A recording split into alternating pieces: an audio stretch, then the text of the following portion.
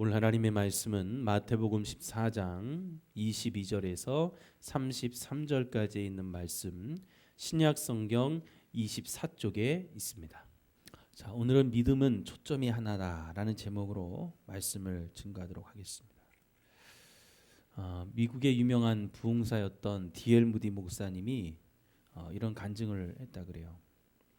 내가 하나님께 믿음을 달라고 기도한 시간만 합쳐도 몇 달은 좋게 될 겁니다. 저는 제 생각으로 믿음이라는 것은 번갯불처럼 어느 날 나에게 탁 떨어져 가지고 확 나를 달아오게 하는 어떤 것인 줄을 알았습니다. 그런데 아무리 기도해도 믿음이 오질 않았습니다. 믿음이 생기지 않았어요. 그러던 어느 날 로마서 10장 17절에 있는 말씀을 읽었습니다. 그러므로 믿음은 들음에서 나며 들으면 하나님의 말씀으로 말미암느니라. 이런 구절을 보게 됐어요. 그 즉시 성경을 끌어안고 하나님 앞에 기도했습니다. 믿음을 달라고. 그리고 성경을 펴서 하나님의 말씀을 읽기 시작했어요. 그랬더니 놀라운 일이 벌어졌습니다. 믿음이 자라기 시작했어요. 믿음이 생기기 시작했습니다. 여러분, 우리의 믿음은 하나님의 말씀에 귀를 기울이고 집중할 때 생겨납니다. 예배를 드리더라도 내가 믿음을 가지고 예배를 드려야 되는데 그 믿음은 말씀을 통해서 생기고 자란다는 거예요. 사람들이 믿는다라고 말하는 그 말은 두 가지의 의미가 있죠.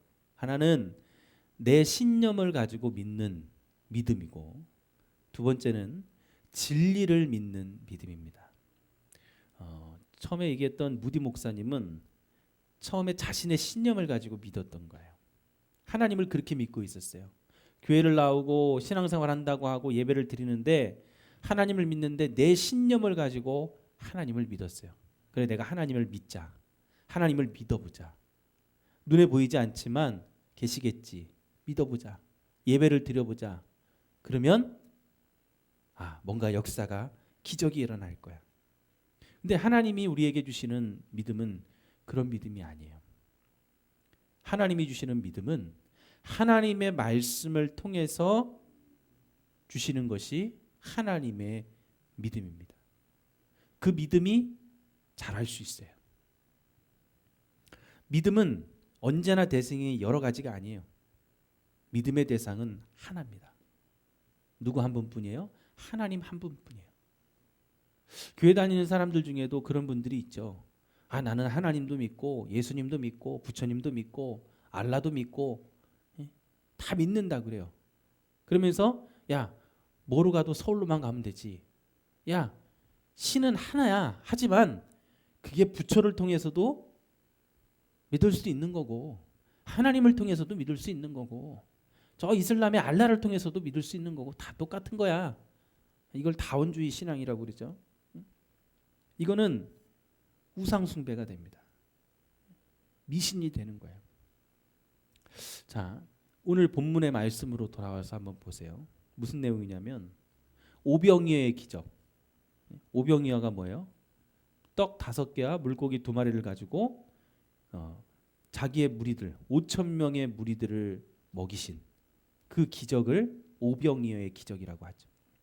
자, 그 기적을 보이신 후에 예수님이 제자들을 배에 태우셨어요. 다 배에 타고선 그 바다 건너편으로 건너가게 보내십니다. 그리고 예수님은 무리를 보내고 나서 산에 올라가서 기도하시는 거예요. 그런데 배를 타고 나갔던 제자들이 갑자기 풍랑을 만났어요.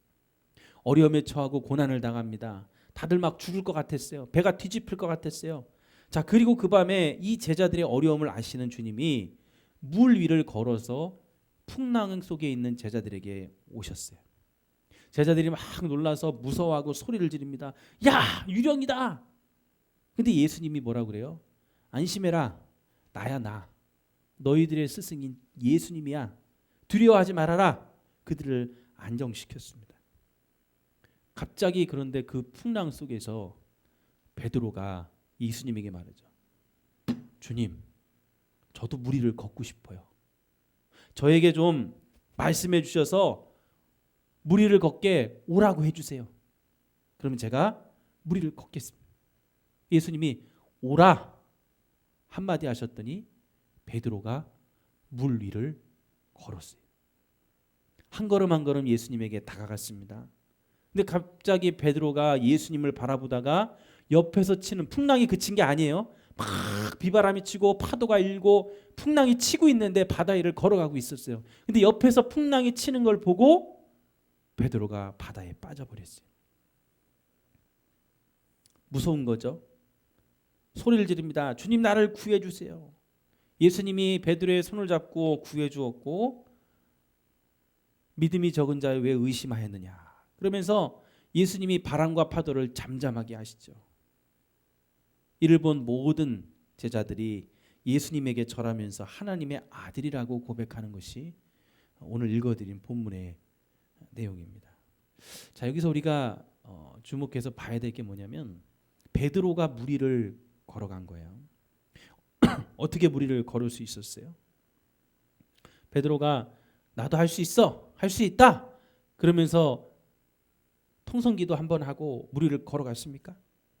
아니면 야, 너 수제자잖아. 응? 예수님이 물 위를 걷고 계시니까 너도 한번 걸어봐.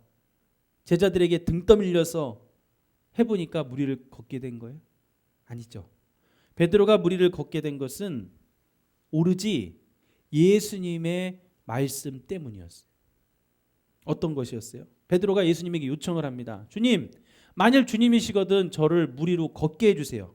근데 그냥 물 위로가 아니라 나를 명하사 나에게 말씀해 주셔서 오라고 해주세요. 그때 예수님이 짧은 한마디죠. 오라. 이 천지 만물을 다스리시는 하나님이신 예수님이 말씀을 직접 하셨어요. 오라고. 그랬더니 그 말씀을 믿고 바다 위로 발을 내디뎠더니 베드로가 물 위를 걷게 된 겁니다. 여러분, 베드로가 물 위를 걷게 된 것은 단순히 베드로의 능력도 베드로가 어떤 믿음이 뛰어나서가 아니라 예수님의 말씀이 있었고 그 말씀을 믿었기에 베드로는 물 위를 걷은 거예요. 아무리 여러분들이 지금 나는 믿음을 가지고 있어 라고 해서 물 위를 걷는다고 해봐야 물 위를 걸을 수 있어요? 없어요? 없어요. 예수님의 말씀이 있어야 돼요. 하나님의 말씀이 떨어져야 되는 거예요. 그 말씀으로 인해 믿음이 생겼을 때, 그 말씀으로 인해 믿음이 자랐을 때 기적과 능력이 나타나는 거죠. 우리가 말씀을 믿는다, 이 성경 말씀을 믿는다 할 때 그 믿음은 잘못하면 우리의 신념이 될 수 있습니다. 그건 믿음이 아니에요. 근데 베드로가 물 위를 걷는 기적도 경험했지만 실패도 경험했죠. 걸어가다가 바람이 무서워서 파도가 무서워서 빠졌습니다. 주님만을 보지 못했기 때문에. 여기서 우리는 중요한 것을 알 수가 있죠. 믿음이라는 것은 말씀에 의해서 생겨나는 것이고 그 믿음을 유지하려면 믿음의 초점이 하나인 분을 바라봐야 된다. 바람을 봐서도 안 되고 파도를 봐서도 안 되고 주변에 날 바라보는 시선을 의식해서도 안 된다는. 한번 여러분들을 이곳에 이 장면에 한번 넣어 보십시오. 여러분이 베드로라고 한번 생각해 보세요. 분명히 주님이 말씀하셨어요. 우리에게 말씀을 주셨어요. 약속해 주셨어요. 이제 그 말씀을 믿으면 믿음이 생겨나고 믿음이 자라기 시작할 텐데, 근데 우리가 그 믿음 가지고 이 세상 걸어가다 보면 뭘 봐요? 바람을 보죠. 파도를 보죠.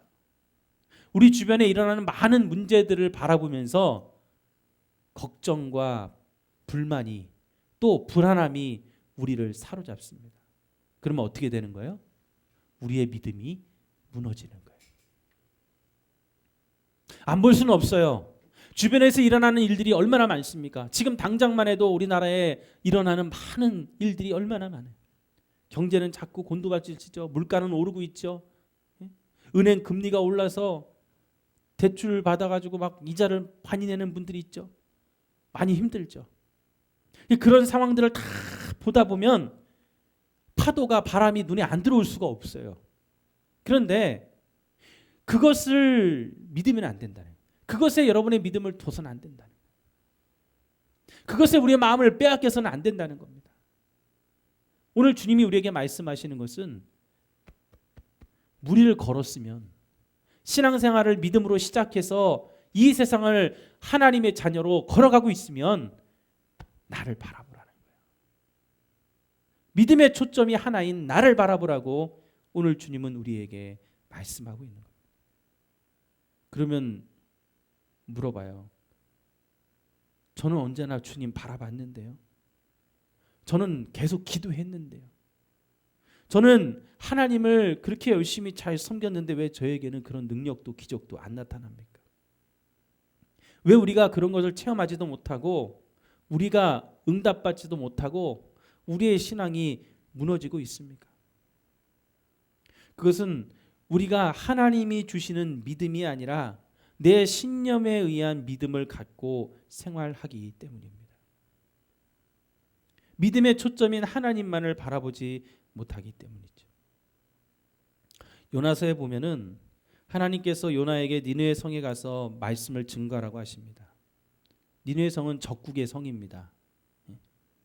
말씀을 전해봤자 이방인들이고 하나님을 잘 모르니까 그들은 멸망당해도 싸다고 요나는 생각했습니다.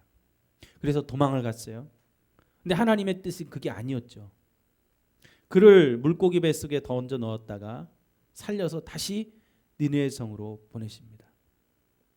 자, 니느웨 성에 가서 거기를 3일 길을 다 다녀도 이 성을 돌지 못할 정도로 성이 굉장히 컸어요. 근데 하루 만에 그 성을 돌면서 하나님의 말씀을 전했어요. 제가 볼 때는 뛰어다녔을 거예요. 막 달리면서 하나님 회개하래요, 회개하래요, 회개하래요. 들리지도 않는 말을 그들에게 던졌어요. 근데 놀라운 일이 일어나죠.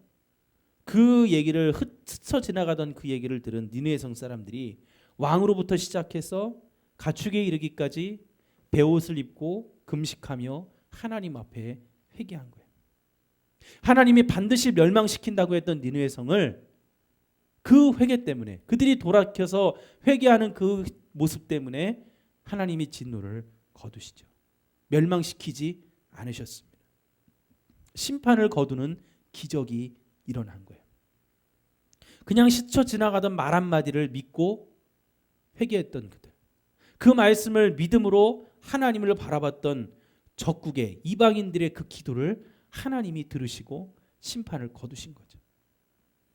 사랑하는 여러분, 오늘 베드로가 무리를 걷게 된 것처럼 말씀을 통해 얻은 믿음을 가지고 믿음의 초점인 하나님, 주님만을 바라봐야 우리도 무리를 걸을 수 있습니다.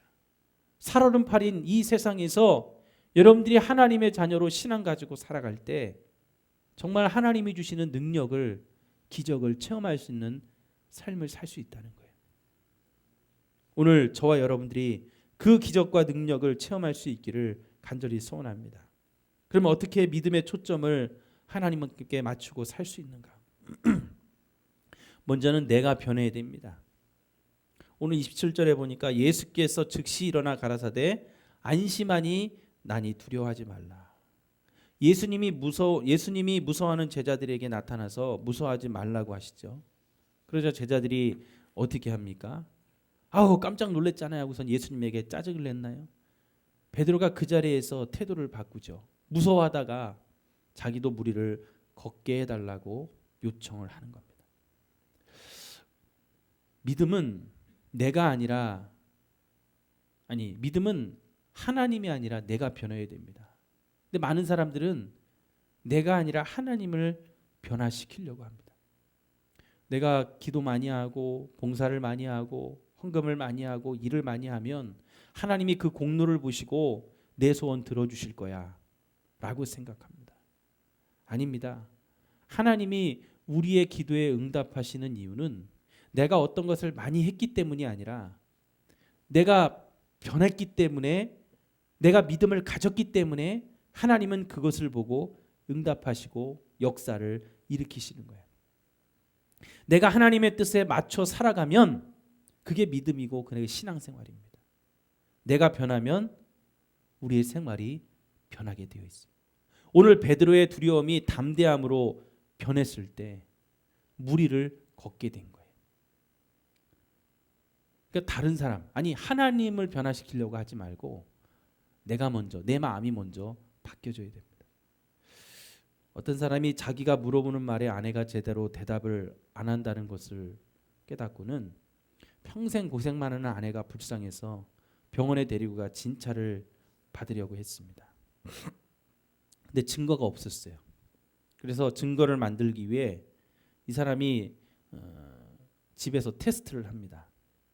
어느 정도 거리에서 못 알아듣는지 알기 위해서 현관문을 열고 들어오자마자 아내가 저녁을 준비하고 있는 모습이 보였어요. 그래서 말을 걸어요. 여보, 오늘 저녁이 뭐야? 아내가 아무 말이 없어요. 아, 현관은 너무 멀지. 그래서 응접실에, 거실에 들어가서 다시 말합니다. 여보, 오늘 저녁이 뭐야? 여전히 침묵을 합니다. 마음이 너무 아팠어요. 이렇게 심각할 줄을 몰랐기 때문입니다. 속상한 마음에 아내 곁에 가서 부드럽게 얘기합니다. 여보, 오늘 저녁이 뭐지? 그랬더니 아내가 확 돌더니 하는 말. 아니 도대체 내가 칼국수라고 몇 번을 얘기 알아들어요? 그래서 소리를 뻑 지르는 겁니다.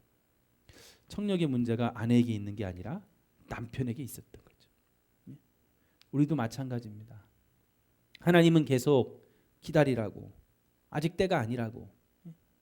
그런데 우리는 왜 응답이 없는지 하나님에 계속 대묻고 있는 것은 아닙니까? 하나님이 귀가 먹으신 것이 아니라 오늘 우리가 변화되지 못해, 우리가 하나님의 음성을 듣지 못해 그것을 못 듣고 있는 것은 아닌지 다시 한번 나의 모습을 돌아볼 수 있기를 바랍니다. 두 번째로, 우리가 어떻게 해야지 믿음의 초점이 주님을 바라봅니까? 밑을 바라보지 말아야 됩니다. 오늘 30절에 뭐라고 그랬어요? 바람을 보고 무서워 빠져가는지라 그랬습니다. 베드로가 바다에 빠진 데는 앞을 보지 않았기 때문입니다. 바람을 봤기 때문이죠. 바울도 그렇게 고백해요. 빌립보서 3장에 형제들아, 나는 아직 잡은 줄로 여기지 않고 오직 한 일, 즉 뒤에 있는 것은 잊어버리고 앞에 있는 것을 잡으려고 표대를 향하여 그리스도 예수 안에서 하나님이 위해서 부르신 부름의 상을 위하여 쫓아가노라 그랬습니다. 자, 무슨 말이냐? 이제까지 있었던 과거의 모든 것을 버리고 나의 표대인, 앞에 있는 표대이신 예수님만을 바라보겠다는 거죠. 자, 이 고백이 우리의 삶에도 있어야 됩니다. 밑에 있는 파도와 풍랑, 다시 말해 실망과 좌절과 실패와 어려움과 슬픔만을 바라보지 말고 내 목표, 내 표대이신 예수님을 바라보면서 나가야 된다는 겁니다. 밑을 본다는 것은 하나님이 아닌, 예수님이 아닌 주변에 있는 것을 본다는 거죠. 우리 주변에 많은 것들이 우리를 유혹하고 있습니다. 아니, 유혹이 아니라 우리의 모든 주변에서 많은 일들이 일어나고 있죠. 그러나 여러분, 그것에 초점을 맞추지 말고 앞에 있는 우리의 목표이고 표대이신 예수님에게 초점을 맞추고 주님을 바라보시길 바랍니다. 마지막으로, 우리에게 정말 믿음의 초점이 주님만을 바라볼 수 있는 것은 주님이 나의 주인이 되셔야 된다는 거죠. 언제나 주님은 우리와 함께 있습니다. 지금도 함께 계세요. 풍랑에 무서워하며 두려움에 떨고 있는 제자들에게도 주님은 함께 하셨어요. 그렇게 산에서 기도하시다가도 이들의 어려움을 알고 무리를 걸어서라도 그들을 찾아오신 겁니다. 또 배에 오르자 바람이 그쳤다고 성경이 증거하죠. 바로 예수님이 함께 하시기 때문에 그 모든 것을 주님은 다스리고 바람을 그치게 할 수가 있었던 거예요. 그러니까 이 세상의 주인이신 예수님이 나와 함께 하시면 우리가 이 세상의 주인이 될 수 있는 거예요. 우리 인생의 주인이 주님이시기 때문에 주님이 함께 하시면 나도 그 주님과 함께 주인공이 될 수 있는 거죠. 주님은 성령님으로 우리에게 와 계십니다. 보이지 않지만 여러분 마음속에, 여러분 삶 속에 여러분들을 도와주고 인도하시기에 와 계십니다. 그 성령님을 인정할 수 있어야 돼요. 그 주님을 날마다 인정하고 기도할 수 있어야 돼요. 기도가 성전에 나와서만이 하는 게 기도가 아니라 여러분의 삶 속에서 언제든지 기도할 수 있어요. 그러기에 성령님은 우리와 함께 계신 거예요. 언제든지 우리의 기도를 듣기 위해서 우리와 늘 함께 있어요. 그러니까 길을 갈 때도, 버스를 탈 때도, 차를 타고 운전할 때도, 여러분들이 직장에서 일을 할 때도, 학교에서 공부를 할 때도 여러분들이 속으로라도 기도하면 성령님은 그 음성을 듣고 계시는 거예요. 그것을 따라 여러분이 주님을 주인 삼고 인도함을 받으면 오늘 여러분들은 예수님을 바라보고 살아갈 수가 있는 것이죠. 영국의 청교도 신앙가인 존 버년이라는 사람이 있죠. 철로역정이라는 책을 쓴 목사님입니다.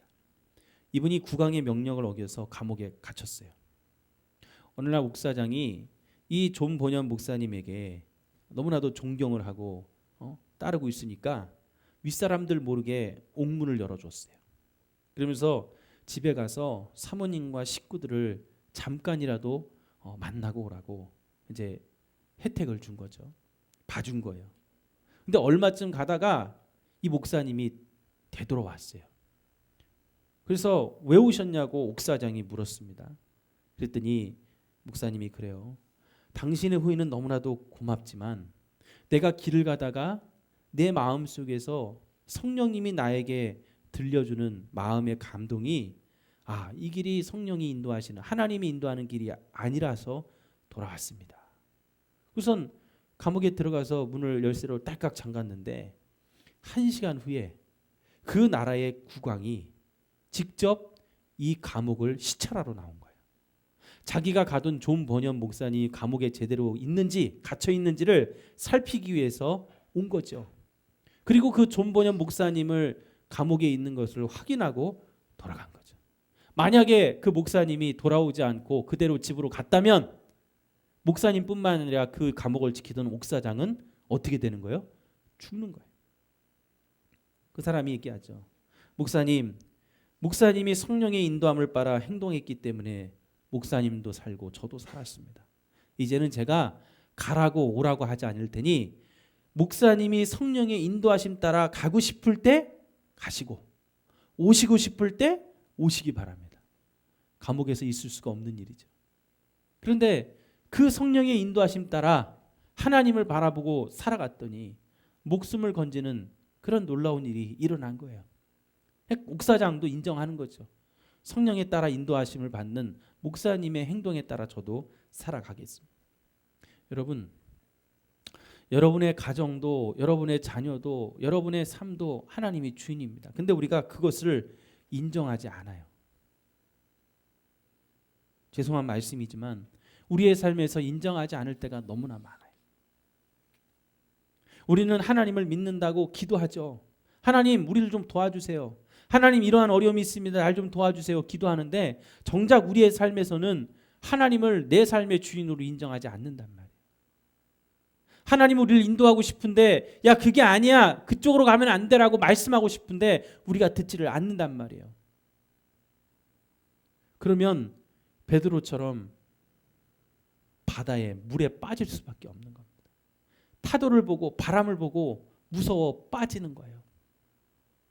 주님은 바로 앞에 계신데 야 이리로 와. 날 보라니까. 밑을 보지 마. 날 봐.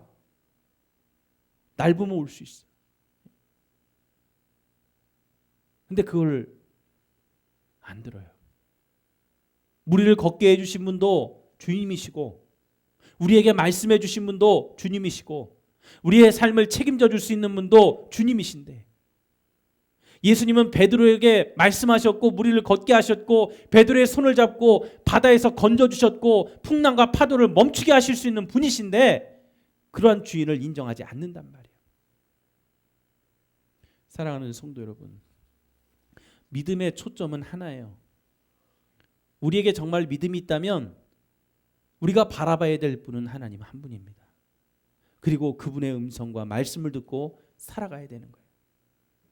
오늘 여러분들의 삶을 다시 한번 돌아보시고 혹시 내가 아직도 하나님이 나의 주인이라고 인정하지 못하고 있다.